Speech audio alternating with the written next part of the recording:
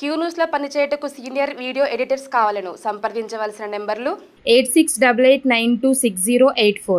ఇక అసెంబ్లీ ముందుకు కీలక బిల్లులు. రేపటి నుంచి వానాకాలం సెషన్ ప్రారంభం. ఇందులోనే స్కిల్ యూనివర్సిటీ బిల్లుకు ఆమోదం, జాబ్ క్యాలెండర్, రైతు భరోసా, విధి విధానాల ప్రకటన, విద్యా వ్యవసాయ కమిషన్ల ఏర్పాటు, లోకల్ ఎలక్షన్లో రిజర్వేషన్ల పెంపుపై నిర్ణయాలు, తెలంగాణ తల్లి విగ్రహం రాష్ట్ర చిహ్నంపై చర్చించి ప్రకటన. ఈ నెల 23 నుంచి ప్రారంభం కానున్న అసెంబ్లీ సమావేశాలకు రాష్ట్ర సర్కార్ పక్కా ప్లాన్ తో రెడీ అయింది. పాలనలో దూకుడుగా ఉన్న రాష్ట్ర ప్రభుత్వం ఈ అసెంబ్లీ సమావేశాల్లో కీలక బిల్లులకు ఆమోదంతో పాటు ముఖ్యమైన అంశాలపై చర్చించి కీలక నిర్ణయాలు తీసుకోనున్నది. 10 నుంచి 12 రోజుల పాటు జరపనున్న వర్షాకాల సమావేశాల్లో పూర్తిస్థాయి బడ్జెట్ కు ఆమోదం తెలపడంతో పాటు స్కిల్ యూనివర్సిటీ బిల్లును ప్రవేశపెట్టి ఆమోదం తీసుకోనున్నారు. ఈ సమావేశాల్లోనే జాబ్ క్యాలెండర్ ను ప్రకటించనున్నారు. రైతు భరోసా, విధి విధానాలు, స్థానిక సంస్థల్లో బీసీ రిజర్వేషన్లు, సంక్షేమ పథకాల్లో అక్రమంగా లబ్ధి పొందిన వారి నుంచి రికవరీ, తెలంగాణ తల్లి విగ్రహం, రాష్ట్ర చిహ్నం తదితర అంశాలపై చర్చించి తీర్మానం చేయనున్నారు. విద్యా వ్యవసాయ కమిషన్ల ఏర్పాటుపై చర్చించనున్నారు. ఇక ధరణిలో జరిగిన అక్రమ వ్యవహారాలపై ప్రభుత్వం వైట్ పేపర్ పెట్టనున్నది. అన్నింటిపై సుదీర్ఘంగా చర్చిస్తూనే గత ప్రభుత్వ వైఫల్యాలను ఎండగట్టనున్నదంటూ ఒక వార్తను చూస్తా ఉన్నాం. ఇక్కడ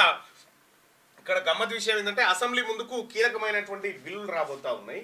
ఆ బిల్లులో ప్రధానంగా విద్యా కమిషన్ అలాగే వ్యవసాయ కమిషన్ రెండింటిని ఏర్పాటు చేసేందుకు సభ తీర్మానం చేయబోతా ఉంది. రెండోది ఇక జాబ్ క్యాలెండర్ ని ఈ అసెంబ్లీ సమావేశాల్లో ఆమోదం తీసుకునే అవకాశం ఉంది. అలాగే రైతు భరోసా, విధి విధానాలు ఎట్లా ఉండాలి, 5 ఎకరాల వాళ్ళకి అన్నా 10 ఎకరాల వాళ్ళకి అన్నా ఎంతమందికి ఇవ్వాలి, లేకపోతే వ్యవసాయం చేసే వాళ్ళకి అన్నా కౌలు రైతుల పరిస్థితి ఏందనే దానిపైన చర్చ జరగబోతా ఉంది. ఇక స్కిల్ యూనివర్సిటీని తీసుకొస్తా ఉన్నారు. వాస్తవానికి కూడా మొత్తం ఎంటైర్ భారతదేశంలో కేవలం కీలక బిల్లులను అసెంబ్లీ ముందుకు తీసుకురాబోతా ఉంది రాష్ట్ర ప్రభుత్వం. రేపటి నుంచి అసెంబ్లీ సమావేశాలు ప్రారంభం కాబోతా ఉన్నాయి. ఇక ఇందులోనే స్కిల్ యూనివర్సిటీ, అలాగే జాబ్ క్యాలెండరు, రైతు భరోసా, విధి విధానాలు, విద్యా వ్యవసాయ కమిషన్ల ఏర్పాటు, లోకల్ ఎలక్షన్లో రిజర్వేషన్ల పెంపుపై నిర్ణయాలు, ఇది అత్యంత కీలకమైనటువంటి అంశం. ఇప్పుడు తెలంగాణ రాష్ట్రంలో మిగిలి ఉన్నటువంటి ఎన్నికలు లోకల్ బాడీస్ ఎలక్షన్స్ మాత్రమే మిగిలి ఉన్నాయి. అక్కడ మున్సిపాలిటీస్ కి, ఇక్కడ గ్రామ పంచాయతీలకు, ఎంపీటీసీలు, జెడ్పీటీసీలు వీళ్ళందరి ఎన్నికలు ఉన్నాయి. ఈ ఎన్నికలకు సంబంధించి కాంగ్రెస్ పార్టీ ఒక స్పష్టమైన విధానంతో ఎన్నికల మేనిఫెస్టోలో ముందుకు వచ్చింది. తెలంగాణ రాష్ట్రంలో కాంగ్రెస్ పార్టీ అధికారంలోకి వస్తే మొదటి 6 నెలల్లోనే కులగణన చేపట్టి తద్వారా 42% రిజర్వేషన్ను బీసీలకు కల్పిస్తామనేటువంటి మాటను అప్పటి కాంగ్రెస్ పార్టీ అగ్రనాయకులు రాహుల్ గాంధీ గారు కానీ, లేకపోతే ఇతర నాయకులు కానీ, ముఖ్యమంత్రి రేవంత్ రెడ్డి గారు కానీ వీళ్ళందరూ కూడా మాట ఇచ్చి మేనిఫెస్టోలో పొందుపరచడం జరిగింది.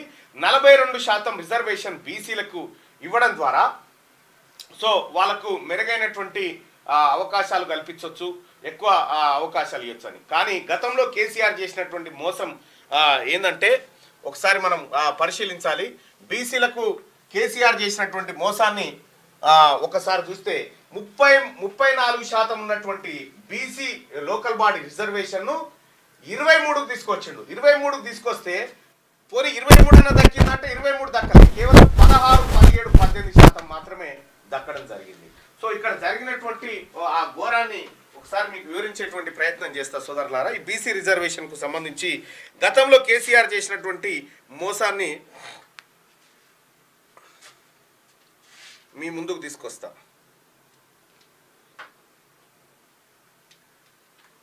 మొత్తం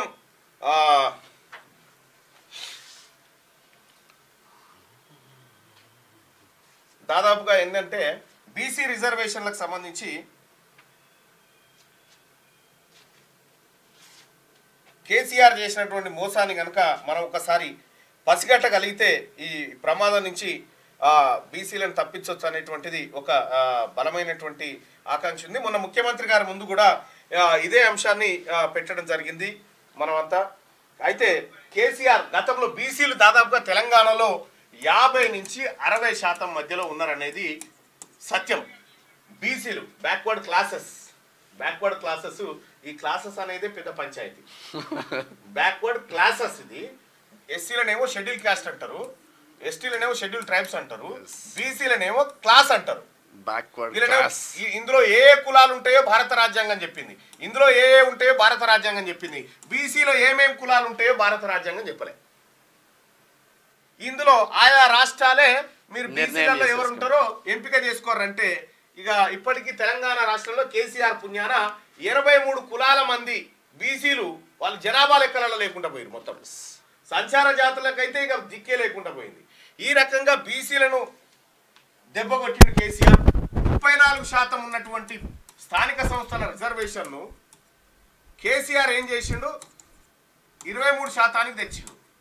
23% రిజర్వేషన్ తీసుకొచ్చిండు. కారణం ఏంది సార్ దానికనంటే కేసీఆర్ ఆడినటువంటి డ్రామా. గతంలో ఉన్నటువంటి కాంగ్రెస్ పార్టీ ప్రభుత్వం 1994లో 34%. ఇగో ఇంత శాతాన్ని రిజర్వేషన్ గా తీసుకొస్తే సుప్రీంకోర్టు ఏం చెప్పింది, సుప్రీంకోర్టు రిజర్వేషన్లు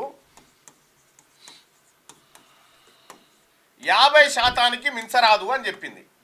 రిజర్వేషన్లు ఈ భారత రాజ్యాంగంలో ఎక్కడ లేదు 50% మించి చేయాలని. ఇది సుప్రీంకోర్టు కథ. ఇది బీసీల విషయంలో ఇక్కడ మళ్ళా ఈడబ్ల్యూఎస్ కు సంబంధించినటువంటి రిజర్వేషన్ లో 10% హైక్ చేస్తే సుప్రీంకోర్టు ఏం బాధ లేదు.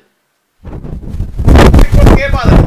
బీసీల రిజర్వేషన్లు మాత్రం ఎక్కువ ఉన్నాయని 50% మించకూడదు. 50% మించకూడదు. Indira Sawhney case, union of India and Indira Sawhney కేసును ముంగటేసి ఈ ముచ్చట చెప్తా ఉన్నారు.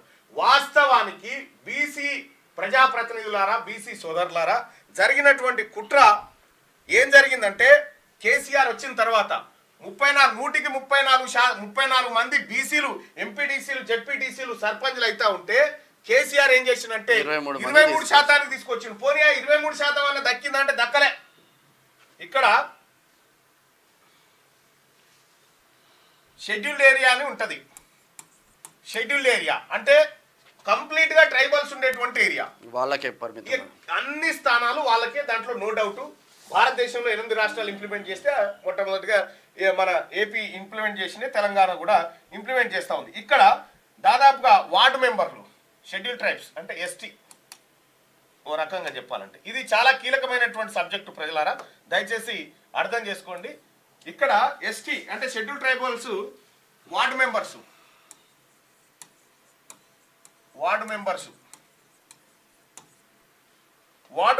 దాదాపుగా 19,384 మంది ఎస్టీలే ఉండాలి అంతే. ఆ ఏరియాలో దాదాపు సర్పంచులు ఎంతమంది అంటే సర్పంచులు 2,458.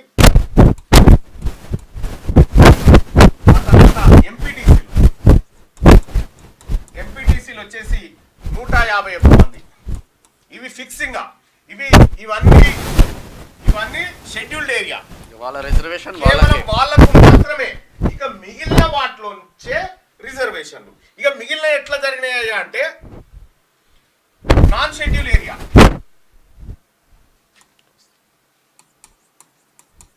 Non ST area. ఇక్కడ ఏం జరిగిందంటే వార్డు మెంబర్లు ఎవరెవరు ఎంతమంది ఉన్నారని చూస్తే ఇక్కడ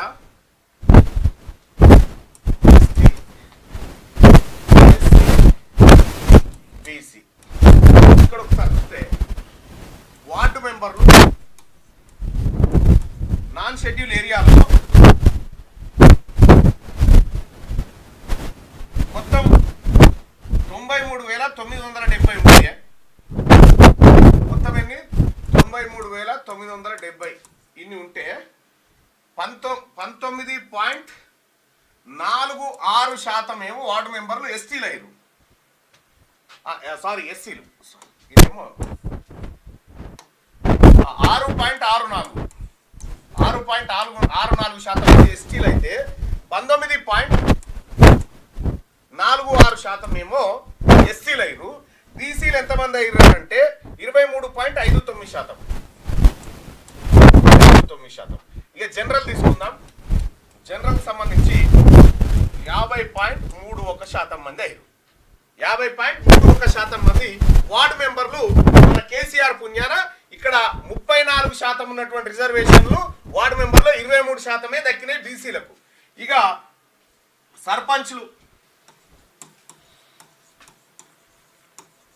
సర్పంచ్ల విషయానికి వస్తే నాన్ షెడ్యూల్ ఏరియాలో 10,293 మంది ఉన్నారు. 10,293 మందిలో ఎస్టీలకు ఎంత దక్కినాయా అంటే 6.68%. 6.68% ఎస్టీలకు దక్కినాయి. ఇక్కడ ఎస్సీలకు ఎంత దక్కినాయి అంటే 20.53% దక్కినాయి. ఇక బీసీలకు ఎంత దక్కినాయి అంటే 22.78 దక్కినాయి. ఇక జనరల్ ఎంత అయినాయి అంటే 50% అయినాయి. బీసీ కోట మొత్తం బీసీ ప్రజాప్రతినిధులు బాగా చూడాలి ఇది. ఎంపీటీసీలో ఎస్టీలకు ఎన్ని దక్కినాయి అంటే 11.49% ఎస్టీలకు దక్కితే ఎస్సీలకు 18.31% దక్కినాయి. ఇక బీసీలకు వచ్చేసి ఎంత దక్కినాయి అనుకుంటారు? బీసీలకు ఎంత దక్కినాయి అనుకుంటారు? బీసీలకు ఎంత దక్కినాయి అంటే 17.87. ఇక జనరల్ ఎన్ని అంటే 50.53. మినిమం 50 ఉంది ఇక్కడ. ఇక జెడ్పీటీసీలు చూడ్రి. జెడ్పీటీసీలు మొత్తం నాన్ షెడ్యూల్ ఏరియాలో 539 ఉంటే ఎస్టీలకు 14.66% దక్కినాయి. ఎస్టీలకు 17.44% దక్కినాయి. బీసీలకు 16.88% దక్కినాయి. ఇక జనరల్ 51.02% దక్కినాయి. ఇక్కడ వార్డు మెంబర్లలో బీసీలకు దక్కింది 23%. సర్పంచులలో ఎస్సీలకేమో 20% దక్కినాయి, బీసీలకు 22% దక్కినాయి. ఎంపీటీసీల విషయానికి వస్తే బీసీలకు 17%, ఎస్సీలకు 18% దక్కినాయి. ఇక్కడ జెడ్పీటీసీల విషయానికి వస్తే ఎస్సీలకు 17% దక్కితే బీసీలు ఇగో ఎస్సీలతో పోటీ పడ్డారు. ఏది ఎస్టీలతో పోటీ పడ్డారు. ఇది బీసీల బతుకు. ఇది కేసీఆర్ తీసుకొచ్చిన ముఖ చిత్రం. బీసీ రిజర్వేషన్లు స్థానిక సంస్థల విషయంలో వాళ్ళు తీసుకొచ్చినటువంటి వ్యవహారం ఇది. ప్రజలారా కొద్దిగా బాగా గమనించండి. ఎందుకు ఇట్లా జరిగిందంటే 50% దాటొద్దు అని చెప్పింది ఏది సుప్రీంకోర్టు. కాబట్టి మేము కోట పెడితే మీ బీసీలలో పెడతాం తప్ప ఇంకొక చోట పెట్టాం. అయితే 50% రిజర్వేషన్ దాటొద్దు అని చెప్పింది సుప్రీంకోర్టు. ఏ రాజ్యాంగంలో లేదు 50% దాటొద్దని. కానీ జనరల్ మాత్రం 50% దాటొద్దని చెప్పిందా? మరి ఇక్కడ ఎందుకు సుప్రీంకోర్టు అడ్డుకోలే? 51.0. ఇంకా భయంకరమైన విషయం ఏంటంటే లోకల్ బాడీస్ వస్తా ఉన్నాయి కాబట్టి బీసీ ప్రజాప్రతినిధులకు నేను చెప్తా ఉన్నా. అర్బన్ ఏరియా మున్సిపాలిటీల విషయానికి వస్తే మున్సిపాలిటీలో 2849 వార్డ్స్ ఉన్నాయి.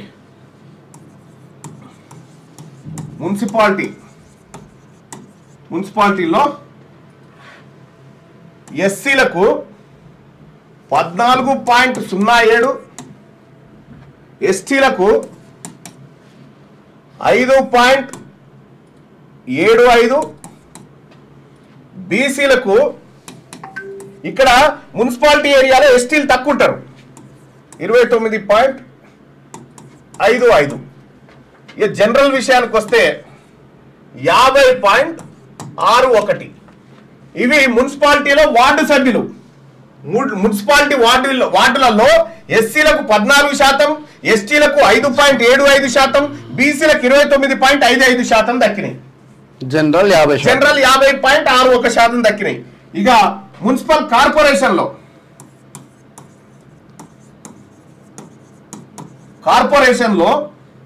511 వార్డులు ఉంటే ఎస్సీలకు వచ్చేసి 13.11 దక్కినాయి, ఎస్టీలకు 3.32 దక్కినాయి, బీసీలకు 33.46 దక్కినాయి, జనరల్ 50.09. ఓకే. ఇక జిహెచ్ఎంసీ విషయానికి వస్తే ఇక్కడ 150 వార్డులు ఉంటే 6.66% ఏమో ఎస్సీలకు దక్కినాయి, 1.33% ఏమో ఎస్టీలకు దక్కినాయి, 33% ఏమో 33.33% ఏమో బీసీలకు దక్కితే జనరల్ ఏమో 58% దక్కినాయి. 58.66 58.66 దక్కినాయి. ఇక్కడ జిహెచ్ఎంసీలో 58% ఓపెన్ కేటగిరీ అయిపోయింది కదా. మరి బీసీలకు ఇక్కడ అన్యాయం జరిగింది లోకల్ బాడీస్ లో అని చెప్పి ఈ 8 తీసుకొచ్చి ఇలా కలిపితే ఇక్కడ ఇదేం లిమిట్ ఏం దాటిపోదు కదా. కానీ కలపలే. ఇదో కుట్ర కేసీఆర్ చేసినటువంటి కుట్ర. ఈ కుట్ర ద్వారా ఇప్పుడు జరిగిన ప్రమాదం ఏంటంటే బీసీ ప్రజాప్రతినిధులారా ఈసారి కాంగ్రెస్ పార్టీ 42% రిజర్వేషన్ బీసీలకు కేటాయిస్తేనే న్యాయం జరుగుతుంది. లేకపోతే ఇంతకంటే దరిద్రమైనటువంటి అన్యాయం జరుగుతుంది. ఇంకా మరి కాంగ్రెస్ పార్టీ 42% రిజర్వేషన్ ఇవ్వాలంటే ఏం చేయాలి? ఇప్పుడు 42% రిజర్వేషన్ ఇవ్వాలంటే ఏం చేయాలంటే 1994లో తీసుకొచ్చినటువంటి యాక్ట్ ఏదైతే ఉందో దాన్ని హైకోర్టులో ఛాలెంజ్ చేసినారు ఒక ఆయన. ఆమె పేరు స్వప్నారెడ్డి గారు. ఏం చేసింది ఆమె అంటే ఈ స్వప్నారెడ్డి గారు అప్పటి ఓ మాజీ మంత్రి సహకారంతో కేసు వేసింది. ఏమని హైకోర్టులో బీసీలకు 34% రిజర్వేషన్ ఉంది, ఇది అన్యాయం, 50% రిజర్వేషన్ దాటుతుంది వాళ్ళకు అని ఆమె కేసు వేస్తే సింగిల్ బెంచ్ ఏం చేసిందంటే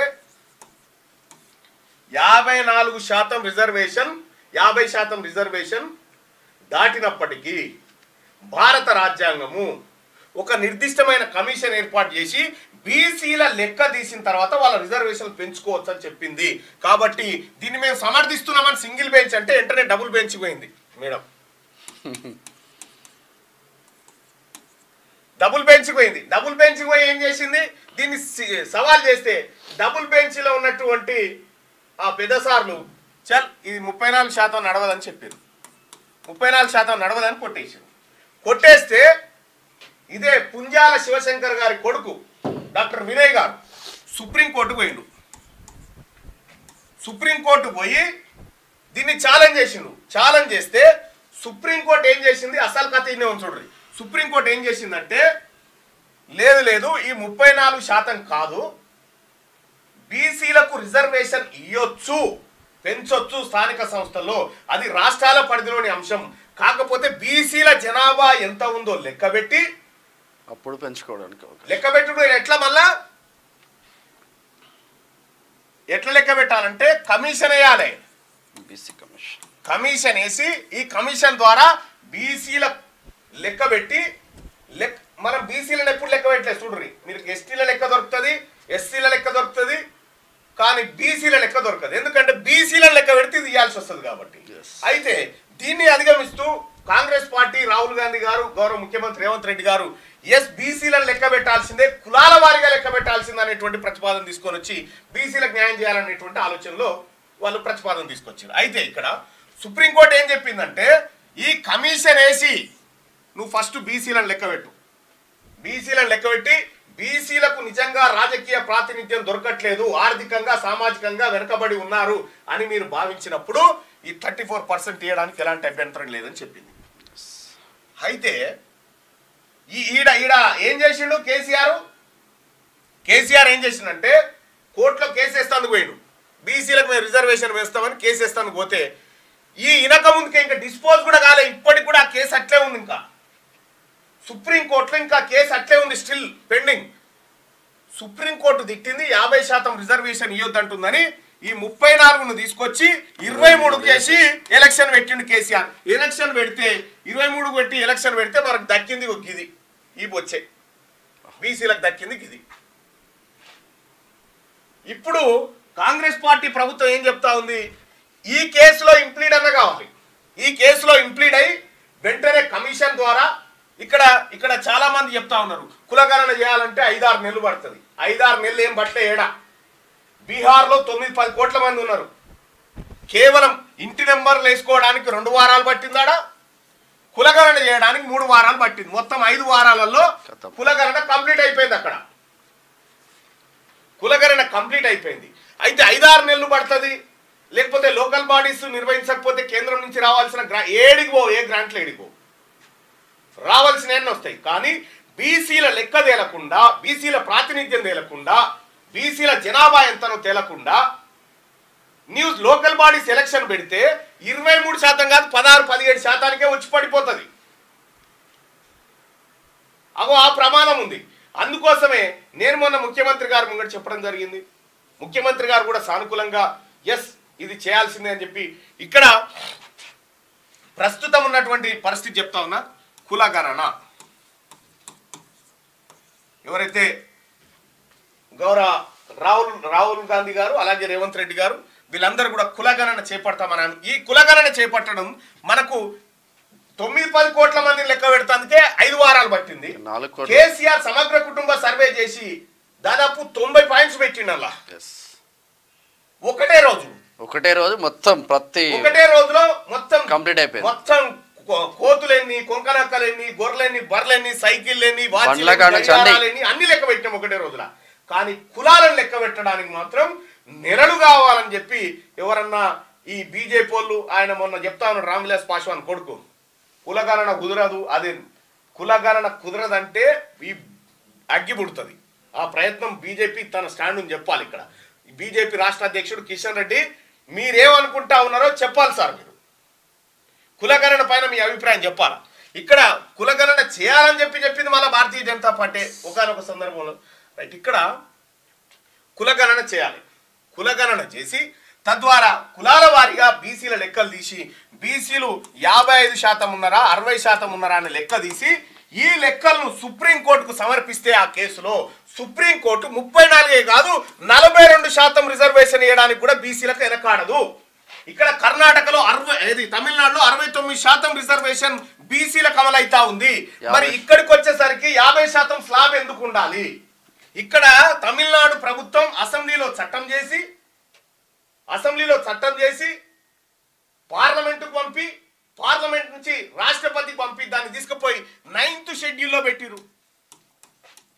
సేమ్ ఇదే కార్యక్రమం తెలంగాణ కూడా చేయాల్సిందే. తెలంగాణ చేస్తే 42% రిజర్వేషన్ వస్తుంది. ఇక వేరే ఏ రకంగా చేసినా పార్టీల దయాదాక్షిణ్యం చేసినట్టు అవుతుంది. కాబట్టి 42% రిజర్వేషన్ బీసీలకు దక్కాల్సిందే. దక్కకపోతే రాజకీయంగా అన్యాయం జరుగుతుంది. ఈ రిజర్వేషన్ అంశాన్ని దయచేసి సోదరులారా పరిశీలించాలి.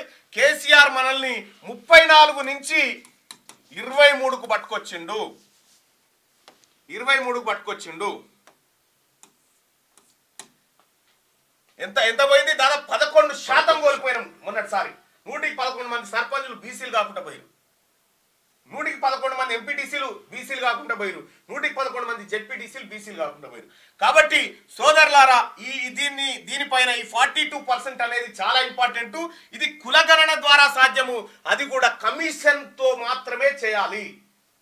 నిర్దిష్టమైన కమిషన్ ఏర్పాటు చేసి మీరు బీసీ గణన చేపట్టి మాకు ఇవ్వండి, 34% కాదు అంతకంటే ఎక్కువ ఉంటే కూడా ఇవ్వడానికి మేము సిద్ధంగా ఉన్నామని చెప్పి అదే ఇందిరా సాహని కేసులో చెప్పింది.